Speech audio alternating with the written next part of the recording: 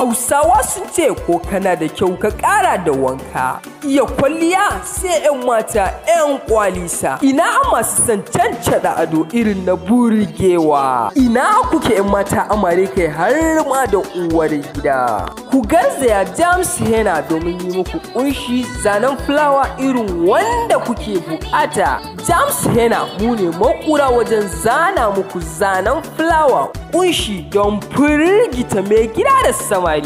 James Henna muna nan a ƙofar Mata Zango Store opposite Murtala Hospital. Za ku iya kiran mu akan namban waya 09034659598. James Henna ke cewa sai kun zo.